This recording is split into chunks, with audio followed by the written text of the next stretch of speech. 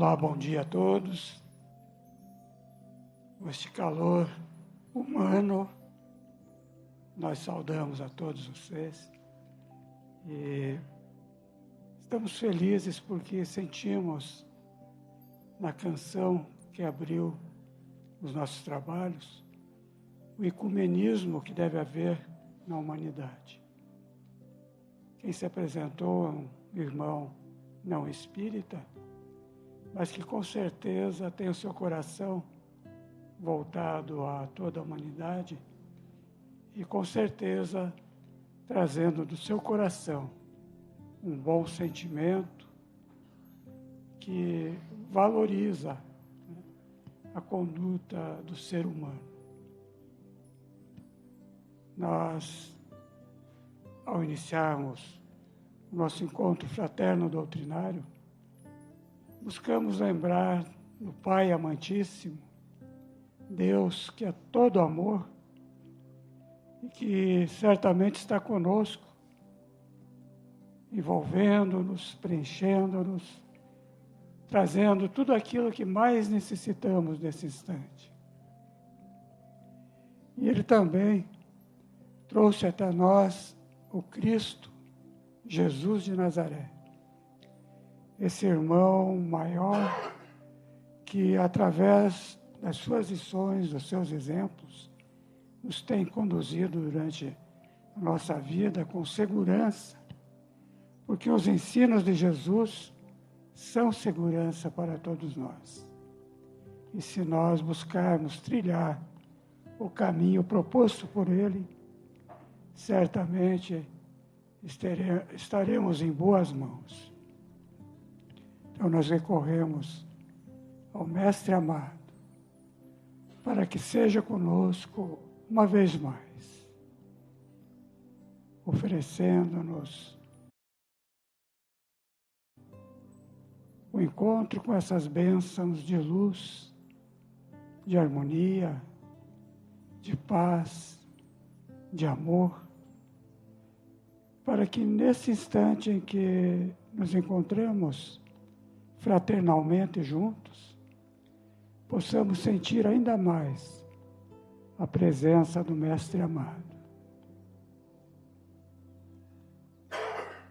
Nesse momento também sentimos junto de nós o nosso conselheiro, nosso guia, nosso protetor, Dr. Bezerra de Menezes, e juntamente com sua equipe de obreiros, nos dá o alicerce seguro para a realização da tarefa que abraçamos. Também, evidentemente, cada um dos guias, dos protetores individuais, de cada um de vocês que estão aqui conosco, e também dos irmãos que, através da internet, nos seus lares, estão nos assistindo ou irão nos assistir em outro momento. Todos estão recebendo essas bênçãos de Deus.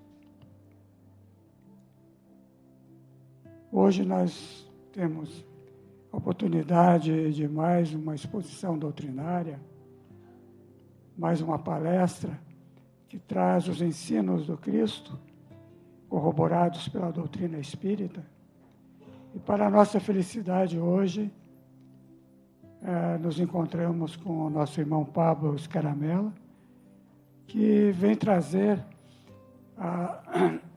algumas orientações a respeito dos laços de família. Nós sabemos que a família é o laboratório divino, a oficina que nós necessitamos para o nosso aprendizado, para a nossa evolução.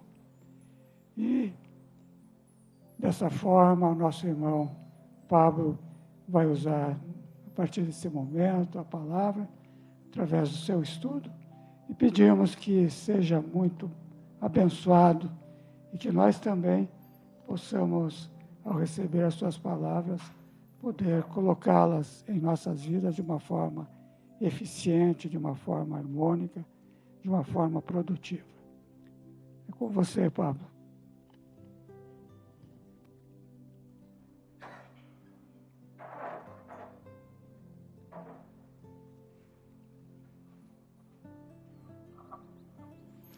Bom dia a todos. Sejam todos muito bem-vindos nessa manhã gelada. Mas é sempre bom poder ver a casa cheia, né? De pessoas bastante interessadas em estar dividindo conosco as palavras de Jesus e os ensinamentos do Espiritismo. Sejam todos muito bem-vindos. Bom, começando então sobre o nosso assunto de hoje, muitas vezes, quando a gente se depara com pessoas que procuram a casa espírita pela primeira vez, normalmente rodeados de dúvidas, são muitas perguntas, muitos porquês que se busca encontrar. As pessoas que tentam, alento em alguma doutrina religiosa, sempre, na maioria das vezes, estão procurando alguma resposta. E não obstante isso, muitas das vezes são perguntas que se buscam relacionadas ao ambiente familiar. Então, nossas famílias, como o Sérgio já comentou no início, são um laboratório. Nós vivenciamos a família como um laboratório. E dessa forma, é muito aprendizado, é muito relacionamento envolvido nesse ambiente. É normal que a gente venha a ter dúvidas. E muito legal que a gente possa entender de que forma o Espiritismo aborda, o Espiritismo entende a família. Então, os questionamentos mais comuns. Normalmente, as primeiras perguntas relacionadas à família são desse gênero. Por que nasci nessa família? O que tem nessa família que me faz pertencer a ela? Por que eu estou aqui? Então, é uma das primeiras perguntas. Por que eu amo tanto meus familiares? Por que esse relacionamento de amor tão intenso dentro da família? Por que não é tão intenso assim fora da família? Muitas vezes essa relação de amor também faz você se sentir, às vezes, à vontade com outras famílias, outros grupos familiares. E existe um amor parecido, porém o amor que a gente sente dentro da família da gente normalmente é superior a tudo. Então, por que isso acontece? Acho que não tinha passado. Então, por que amo tanto meus familiares? Outros pontos inversos a isso. Por que eu não consigo gostar de determinado familiar? A gente se depara muitas vezes com relacionamentos conturbados dentro da família. Por que isso acontece? Por que a gente tem pessoas que estão dentro da família da gente e a gente não consegue ter um bom relacionamento com elas? Às vezes é pesado, às vezes você não simpatiza, às vezes tem alguns atritos mais fortes. Então, o porquê disso? Essas perguntas são muito comuns. Por que Deus me deu um familiar, ou seja, um irmão, um primo, um tio, um sobrinho, com tantas diferenças, uma pessoa às quais eu tenho tanta aspereza, ou é ela a mim? Por que essa pessoa não me aceita? Então, por que existem esses contrapontos, esses desbalanços no nosso relacionamento familiar?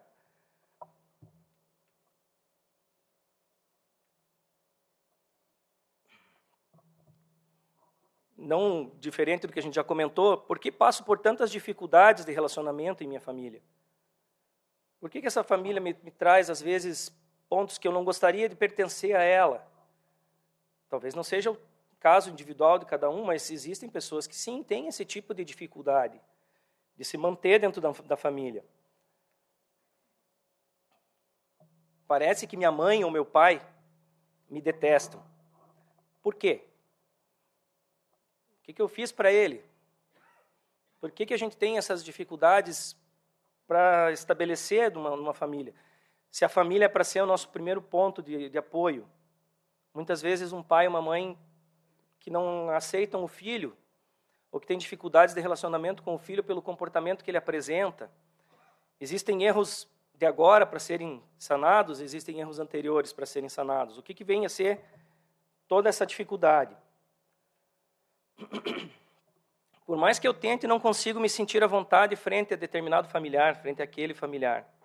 O que tem de errado? Então, vocês notem que as perguntas são muito parecidas e nos levam a pontos comuns, bastante fáceis de identificar. Relacionamento.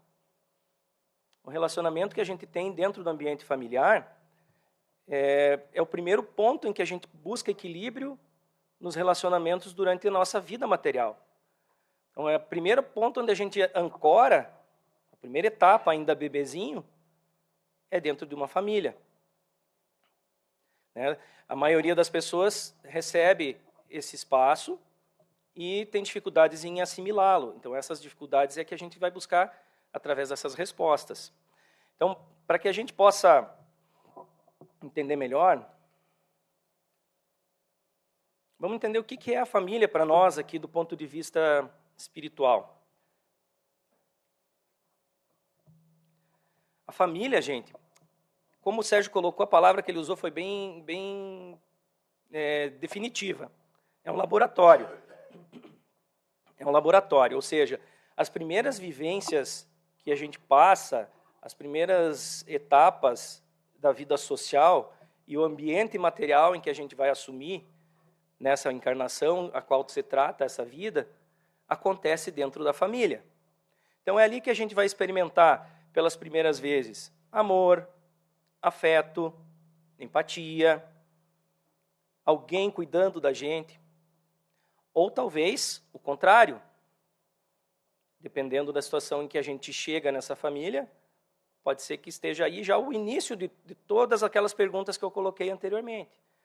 Se a família não receber direito essa criatura que venha participar desse ambiente familiar, aí você começa a ter desavenças, desentendimentos, relacionamentos conturbados desde o início.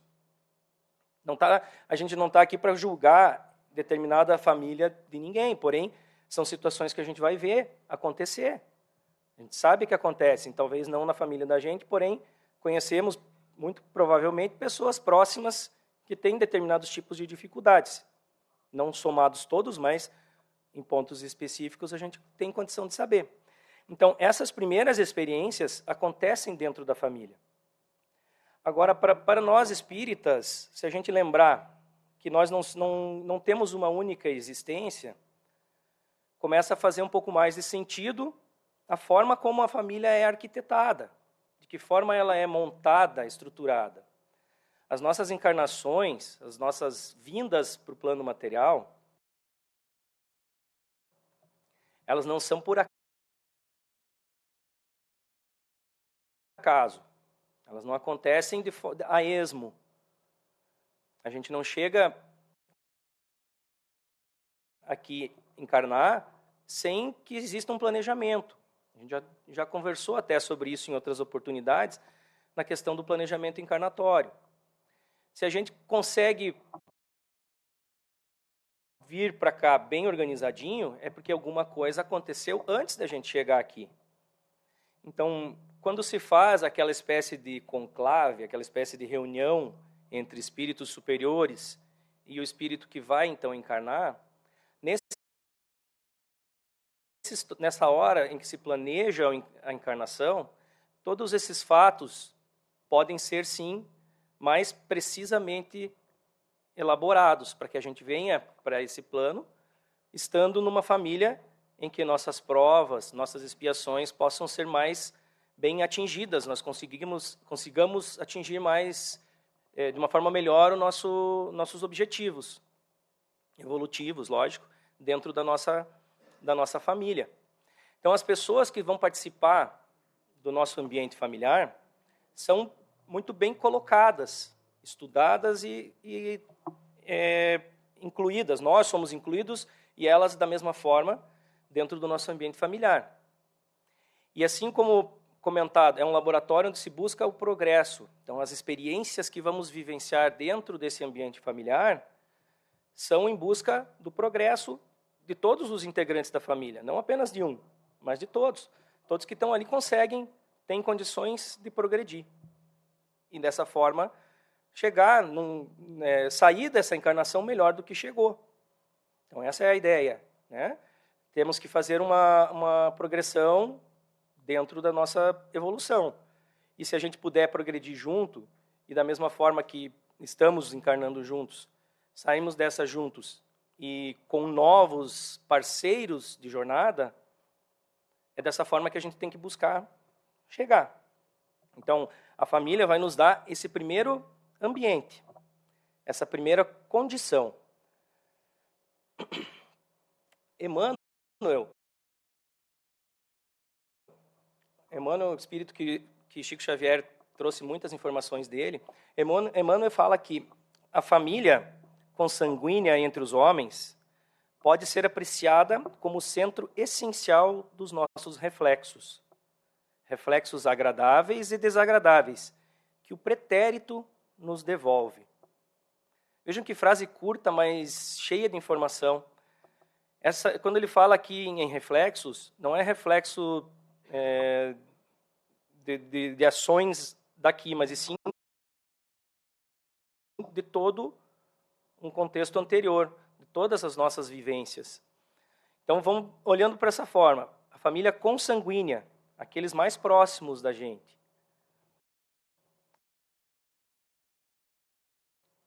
É apreciada como o centro essencial dos nossos reflexos, ou seja, espelho de nossas ações.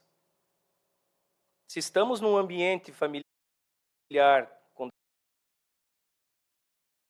determinadas pessoas hoje aqui encarnados, muitos dessas pessoas que por encarnações e tempos passados, se não nos relacionarmos novamente com esses nós, com essas pessoas que precisamos desfazer esses mal-entendidos. Então, dessa forma, dentro da família, a gente encontra a chance de poder dar esses passos mais adiante.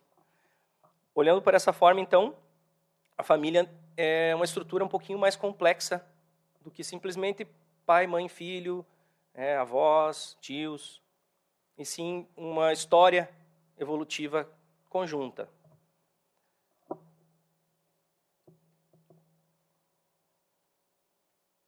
Não sei se não está pegando, que ele faz questão de dar nó na gente, né? Então, como eu comentei, nada é por acaso, gente. Nós planejamos, concordamos e aceitamos previamente a família em que encarnamos. Neste ambiente, oportunizaremos situações que devem nos levar a evoluir, por meio de provas que devemos passar e também por expiações de vidas anteriores, aonde devemos reparar nossos erros. Então vejam que, olhando por esse aspecto, são chances novas que nós temos e que nós mesmos topamos de fazer, aceitamos o desafio.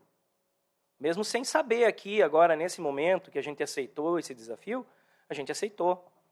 Nós fizemos parte disso, dessas escolhas. Se as coisas não estão dando certo, a gente não tem que procurar em alguém para pôr a culpa. Mas sim vamos buscar entender o porquê dessas situações. Vamos voltar naquelas primeiras perguntas e tentar encontrar, então, essas respostas. Se as coisas não estão dando certo, o que eu devo fazer para poder melhorar isso, fazer com que a minha evolução e essa pessoa a qual eu tenho aspereza, esse grupo de pessoas ao qual eu tenho dificuldade, possam também desatar esses nós, desfazer esses maus entendidos. Mas assim, vamos pensar de outra forma. Então, poxa, se eu tenho um relacionamento atrapalhado com alguém, eu tenho uma conta a ajustar com alguém, tem algo que eu venho arrastando de outras encarnações e esse detalhe vem me perturbando. Por que justamente dentro da minha família isso foi acontecer? Não podia ser uma pessoa a qual eu vou lá, resolvo esse problema e está tudo certo, e aí volto a viver minha vida dentro da minha família de novela, aquele comercial de margarina, né, onde está todo mundo feliz, e passando margarina no pão. Por que a gente não pode ter essa situação e afastar da nossa família os tropeços que a gente tem? Porque são os laços que aproximam a família os mais difíceis de se desfazer enquanto vivos aqui encarnados. A gente não se desfaz de um pai e de uma mãe com a mesma facilidade que a gente se desfaz de uma amizade. Veja, eu não estou falando em liquidar ninguém, né? A gente exterminar alguém da vida da gente. Mas quando você precisa se afastar de uma pessoa, é muito mais fácil que seja alguém ao qual você não tem uma proximidade familiar do que um parente próximo. Vira e mexe, você vai estar batendo de frente com aquele familiar novamente. e ganhando mais uma chance. Vamos olhar para esse atrito novamente como uma chance.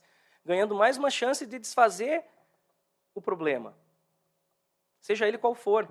Aí as situações individuais cada um tem que tentar mensurar e entender. Porém, é na gente que a gente tem que trabalhar essa melhoria e desfazer esse mal entendido. Então a família é montada porque é difícil de você se afastar de forma definitiva de um familiar sem ter uma consequência grande sobre isso. É como eu comentei, ninguém simplesmente vira as costas para um pai e para uma mãe. Não de sua consciência, não uma pessoa que está buscando a sua própria, o seu próprio progresso, está numa linha de avanço. Uma pessoa que tem uma linha de avanço na sua condição moral e espiritual não busca se afastar do pai e da mãe. Se essa pessoa ainda não está nesse tipo de linha de avanço, ainda se tem outros pontos a se trabalhar na questão moral e evolutiva. Porém, dentro da família em que você busca crescer como indivíduo, sem manter relacionamentos com outros indivíduos, no sentido familiar, no sentido social, no sentido moral, intelectual, sem manter esses relacionamentos, a gente não vai caminhar de forma produtiva, de forma eficiente. Teremos dificuldades em avançar. Se a gente pensar até naquela premissa bem comum de se ouvir, que fora da caridade não há salvação. A gente sempre ouve isso. E caridade a gente faz aonde? Como? Normalmente ela é relacionada a outra pessoa, a outro ser, ou melhor dizendo, a um irmão em Cristo. Então, se a gente tem essa premissa como válida, de que fora da caridade não há salvação, só baseado nisso a gente já começa a pensar que se eu me afastar das pessoas às quais eu tenho mais chance de mostrar o bem, de praticar o bem, como é que eu vou conseguir atingir esse bem fora desse ambiente familiar? Então vamos oportunizar tudo que a gente puder para a nossa evolução, começando pela nossa família. Vamos amadurecer os relacionamentos bons que temos dentro da família e lapidar os que não vão tão bem assim, para que a gente possa, então, dar novos passos e fazendo com que essas situações desagradáveis dentro da nossa família possam se desfazer. E então melhorar e evoluir para cada vez mais ter um bom relacionamento dentro do ambiente familiar. Vamos lembrar, então, que nós bolamos essas estratégias para a nossa vida. Nós buscamos isso. Nós buscamos estar em contato com a pessoa a qual você tem algo a ajustar. Nós escolhemos o padrão familiar e o ambiente familiar que a gente pode frequentar para que as nossas provas possam ser mais bem encaixadas dentro da nossa necessidade evolutiva.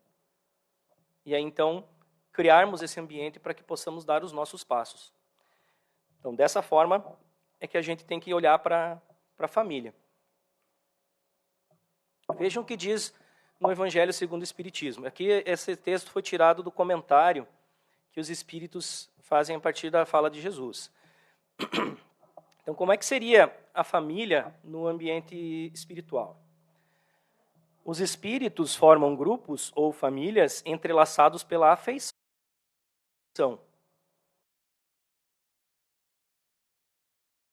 Não é pelo rancor, gente, é pela afeição. Pela simpatia e pela semelhança das inclinações. Nossas famílias, então, têm semelhanças entre os indivíduos. Ah, não, eu não sou semelhante àquele tio chato que me importuna a vida, que pega no meu pé, que eu não gosto dele. Sim, você deve ser um pouquinho semelhante a ele, sim, senão não estaria ali.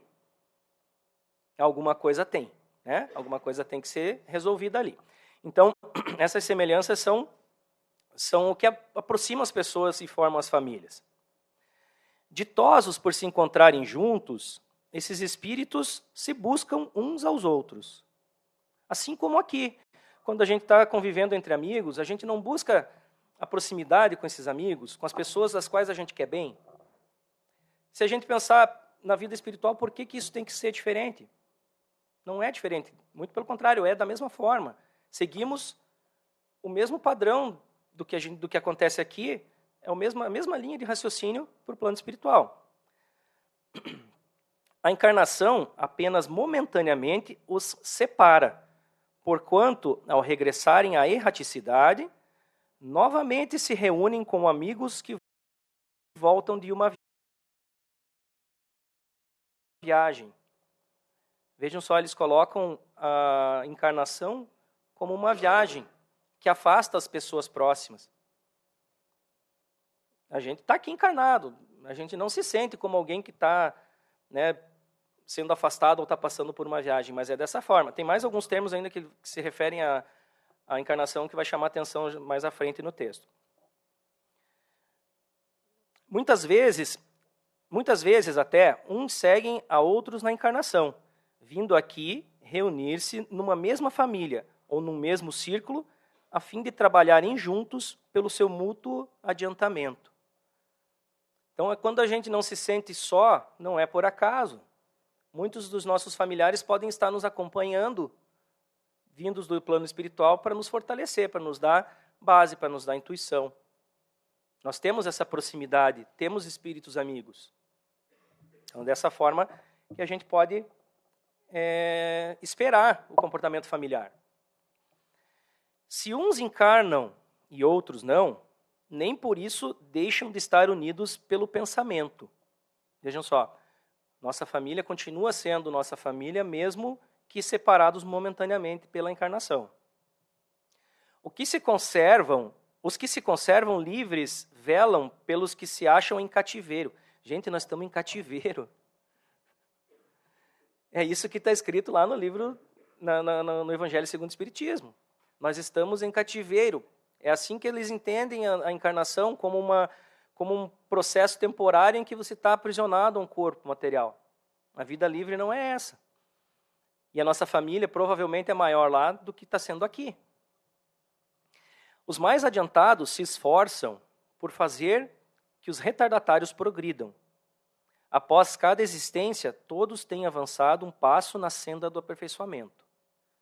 É como numa turma de escola, né, gente? Se a gente olhar para os colegas de sala de aula, normalmente existem uns que estão mais avante e outros que estão um pouquinho mais dificultosos em seguir. Então, normalmente, esses que estão mais avante, mais adiantados, têm condição, sim, de dar um reforço, de dar um auxílio para aqueles que precisam e fazer com que a turma toda siga o caminho. Muitas vezes, alguns ficam para trás, não é verdade? Alguns acabam repetindo de ano. Aqui, na nossa condição evolutiva, também é assim. Alguns acabam ficando para trás. Porém, existe a possibilidade de esperarmos por esses mais atrasados e também ajudarmos eles a, então, evoluírem e progredirem dentro da sua própria sequência de evolução espiritual. Então, dessa forma, a gente pode estar ajudando também aqueles que nos acompanham. Somos uma turma, somos uma equipe, uma família.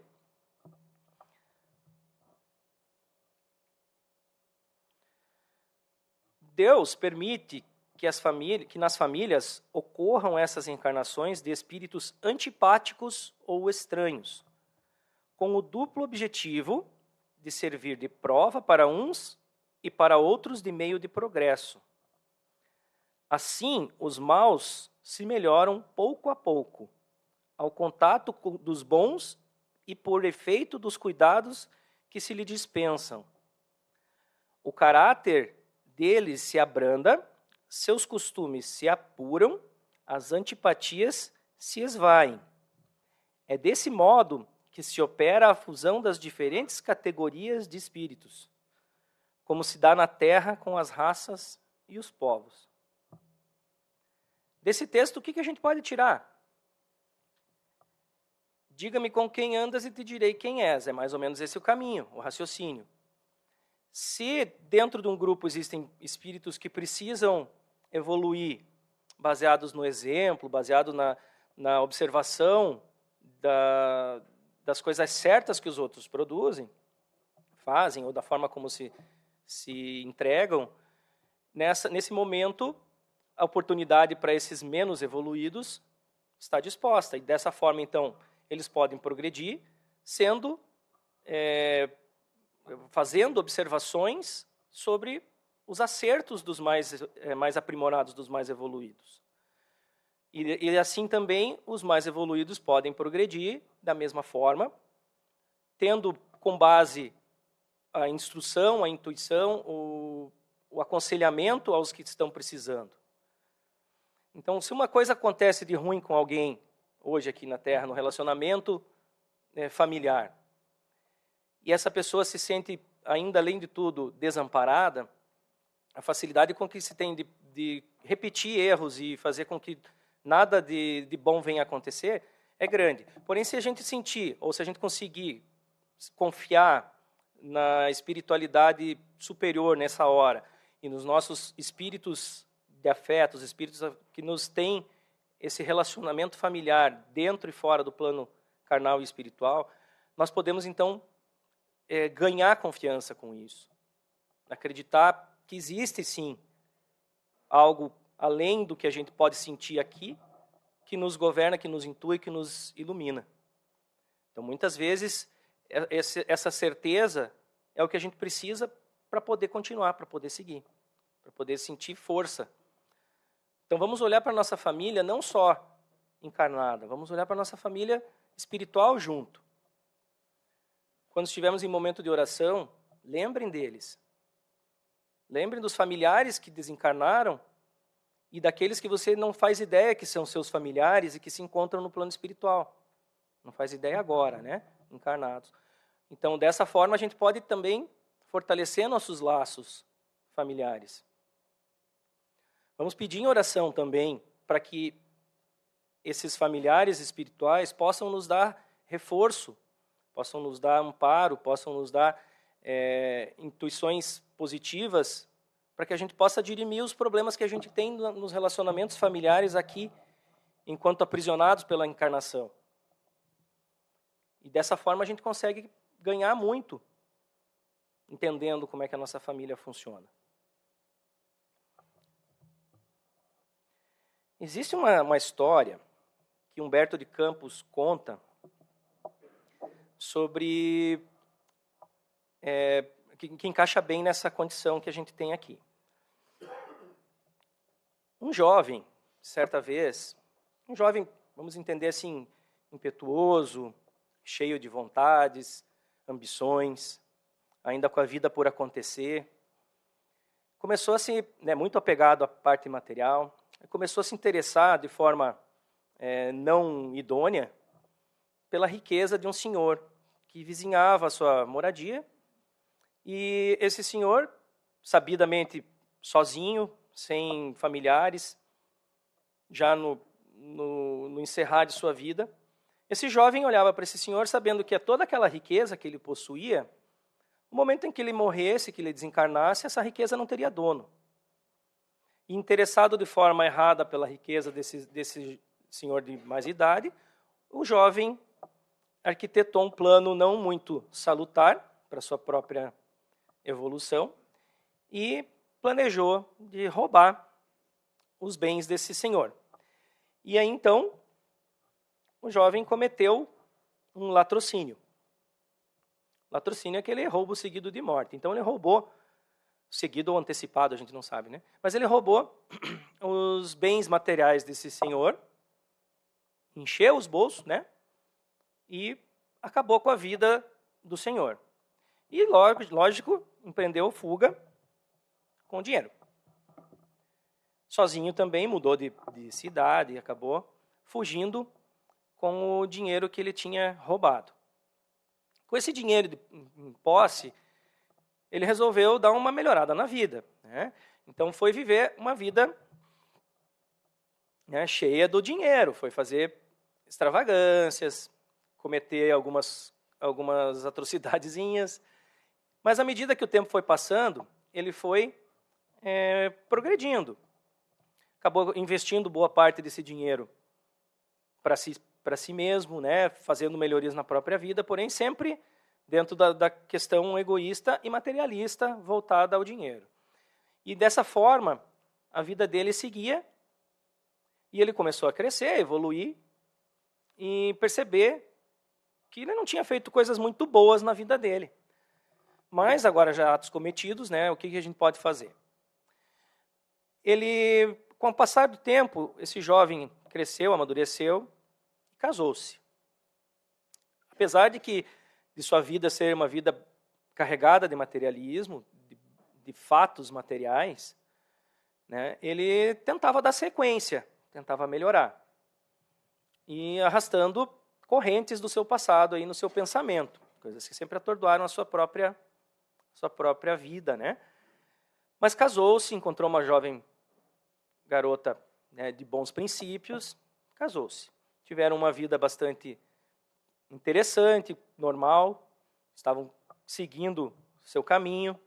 Porém, sempre que a vida deles acontecia, à medida que o tempo ia passando, sempre se observava que acompanhava esse jovem, já não mais tão jovem assim, uma sombra, uma penumbra, um vulto, sempre estava acompanhando esse jovem.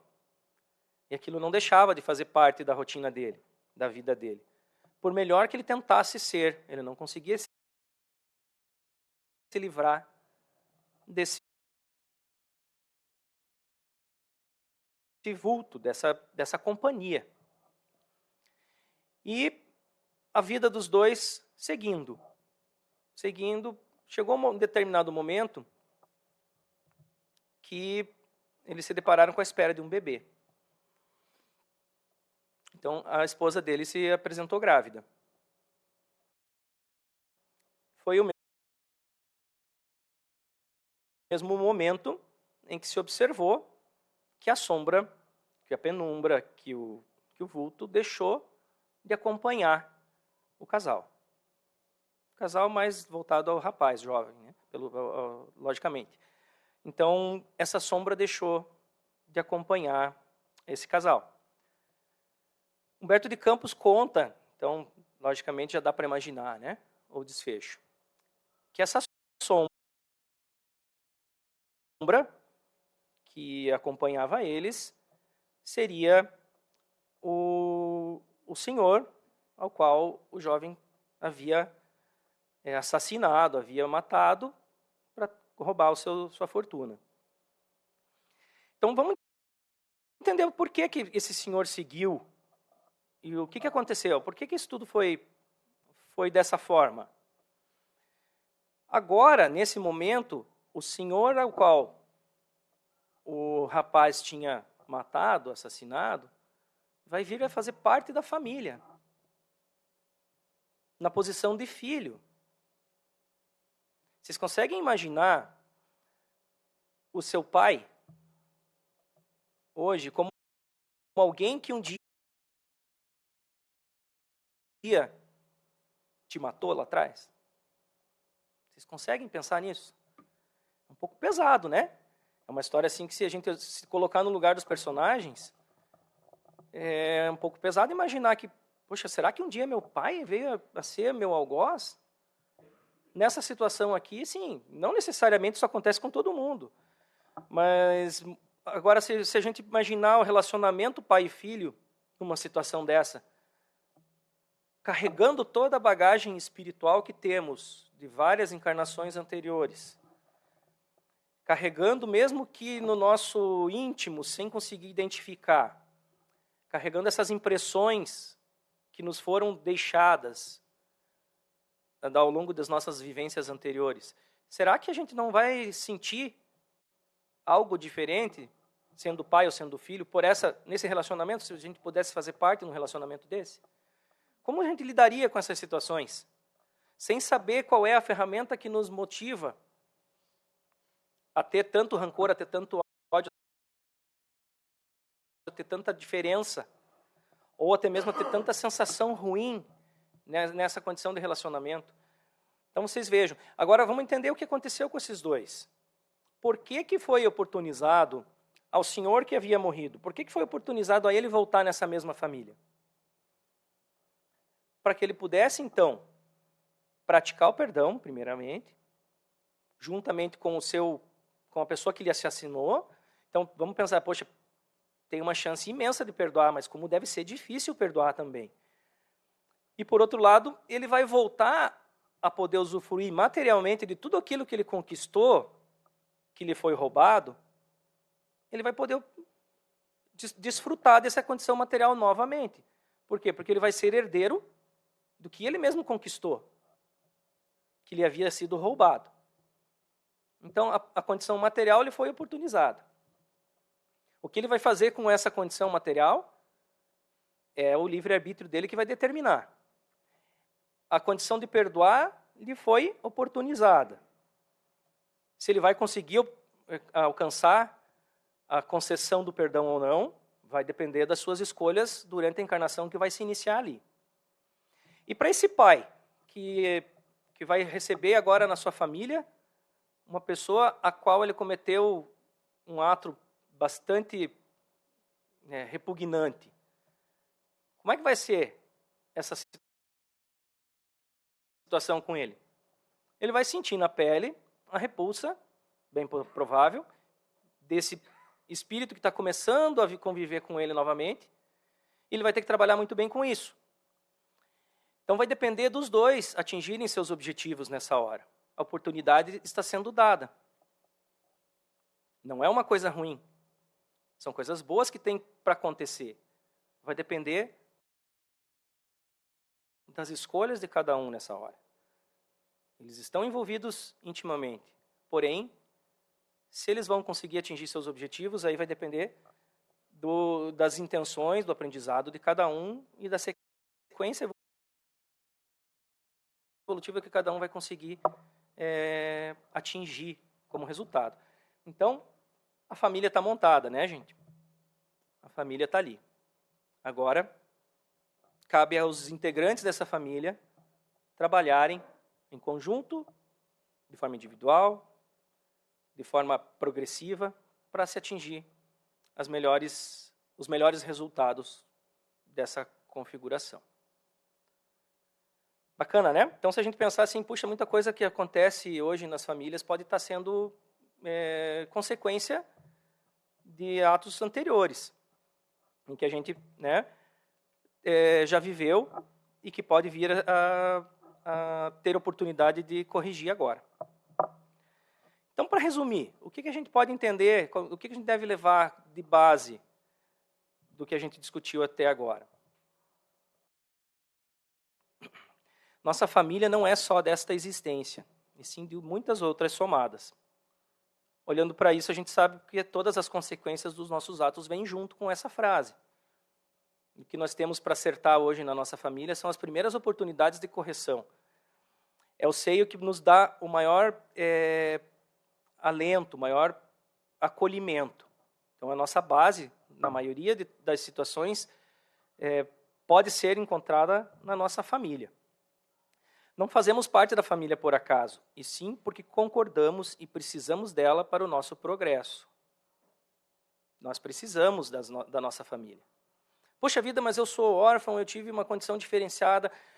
Gente, são situações diferentes, porém, de alguma forma, alguém acolhe, alguém oferece. E muitas vezes a gente não sabe encontrar isso.